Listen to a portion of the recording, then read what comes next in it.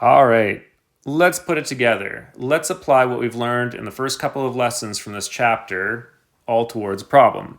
Determine the horizontal asymptote of y is equal to x squared plus 2 over x squared plus 1, and sketch the curve using the domain, the intercepts, the asymptotes, and the symmetry.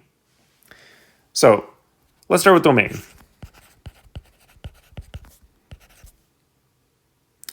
If I take a look at this one and I say that x squared plus 1 cannot equal 0, then x squared cannot equal -1, and when I try and square root it, it doesn't exist, which means that this is going to have a domain of XER. Step 2, let's do the intercepts.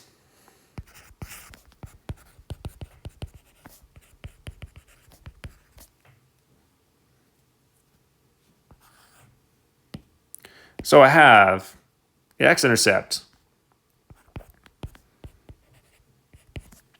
where y is equal to 0. If 0 is equal to x squared plus 2 over x squared plus 1, when I multiply out that denominator, it's just going to disappear. So 0 would equal x squared plus 2, which means that -2 would equal x squared.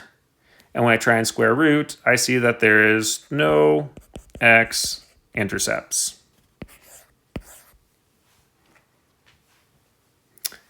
If I go for the y-intercept, easy enough. I'm going to replace x with 0. Y is equal to 0 squared plus 2 over 0 squared plus 1, which would give me 2 over 1, which is just equal to 2. And then I'm going to have a y-intercept at 0 and 2.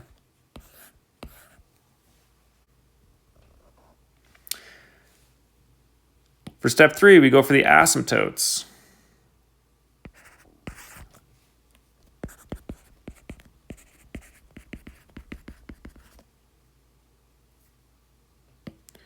Because our domain was XER, there's going to be no vertical asymptote because domain can be any real number.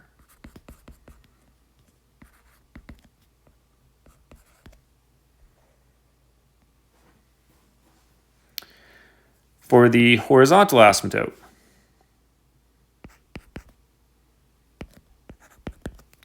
we can use limits. We can also use that because the numerator and denominator are both polynomials,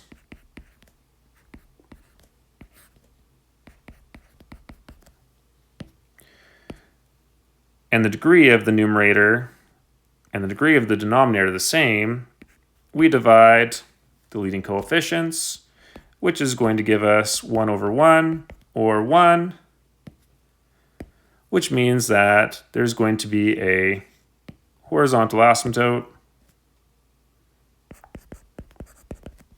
at y is equal to 1. Lastly, the symmetry.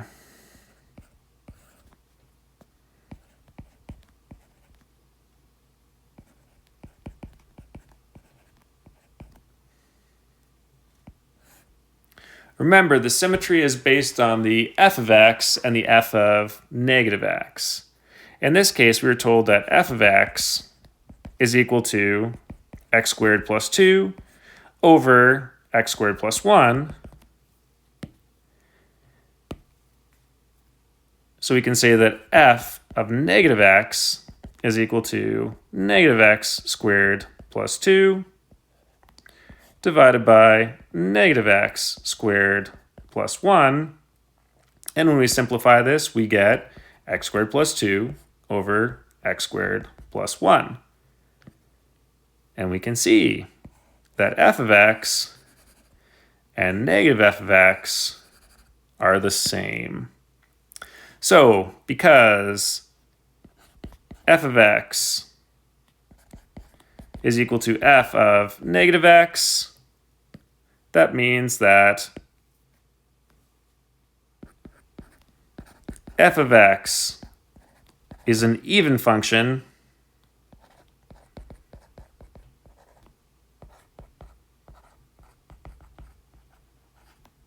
and we know that means that that is symmetrical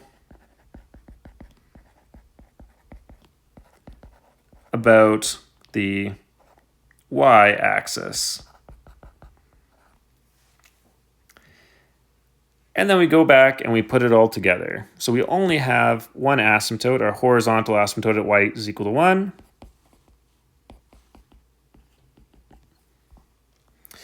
We have a y-intercept at 2. It is symmetrical about the y-axis, and we're going to approach that asymptote.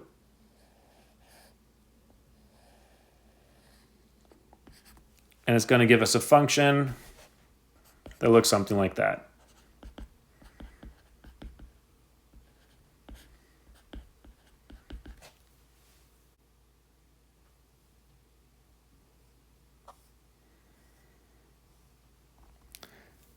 Now, polynomial functions do not have horizontal asymptotes. We already know this, which means that their limits as x approaches infinity don't exist.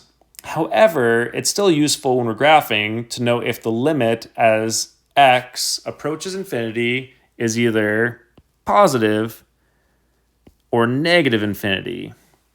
Is it shooting up and to the right? Is it shooting down and to the right? Is it shooting up and to the left? Is it shooting down to the left? So, if we take a polynomial like this, and we take the limit as x approaches infinity for x to the 5 minus x squared. Well, if we try and sub in infinity, then all that's going to happen is we're going to get infinity minus infinity, which we know is indeterminate form.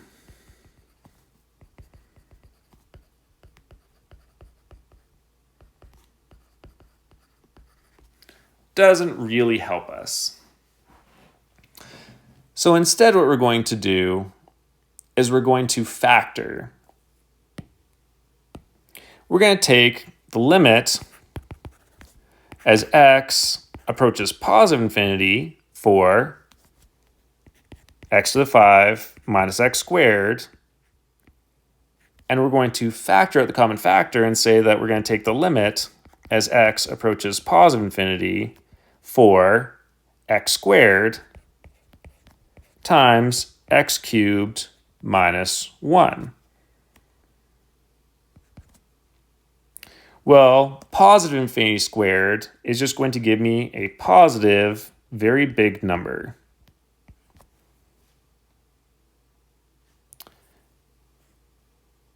Positive infinity cubed minus 1 is still going to give me a positive, very big number. And if I take a positive big number times a positive big number, then it's going to approach a positive, very big number, or it's going to approach positive infinity. Which means if I had it on a graph, as my function is approaching positive infinity for x, it's going to approach positive infinity for y.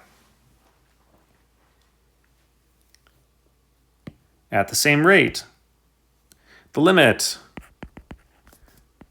as x approaches negative infinity for x to the 5 minus x squared is going to equal the limit as x approaches negative infinity for x squared times x cubed minus 1.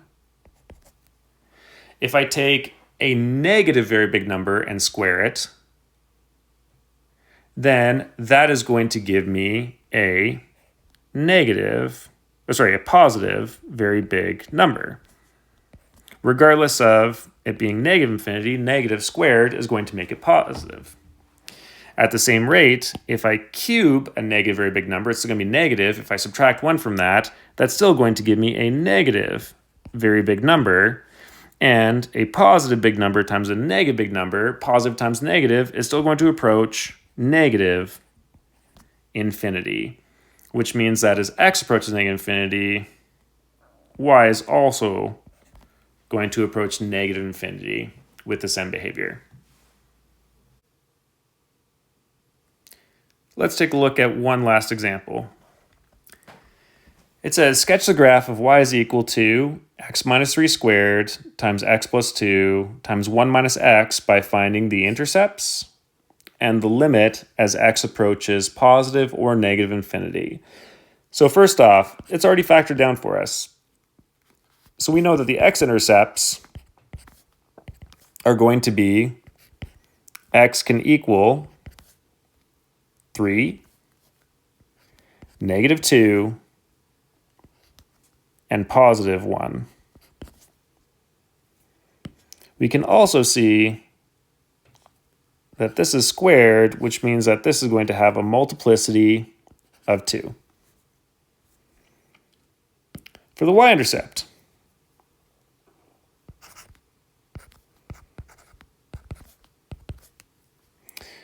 if y is equal to 0 minus 3 squared times 0 plus 2 times 1 minus 0, then that's going to give me a product of positive 18, which means that I'm going to have a y-intercept here at 0 and 18. And I'm going to have my x-intercepts at negative 2 and 0, at 1 and 0, and at 3 and 0.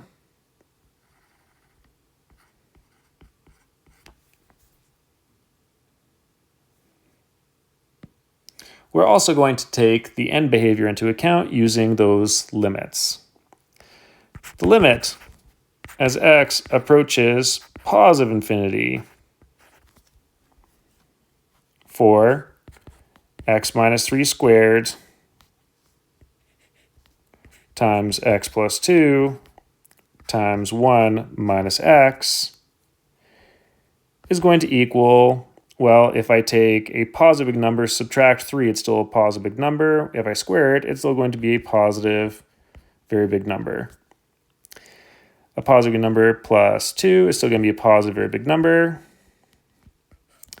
And 1 minus a positive very big number is going to give me a negative very big number, which means that this is going to approach negative infinity. So my graph is going to finish off by approaching negative infinity on the right-hand side.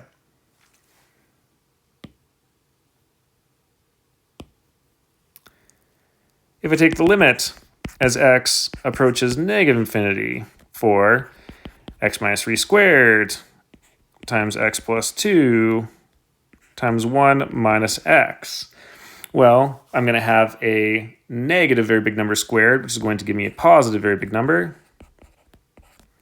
I'm going to have a negative big number plus 2 is still going to be a negative very big number. And I'm going to have 1 minus a negative very big number, and that double negative is going to give me a positive very big number. And the positive and negative and the positive means that this is also going to approach negative infinity. So as x approaches negative infinity, so does y. We can see the end behavior.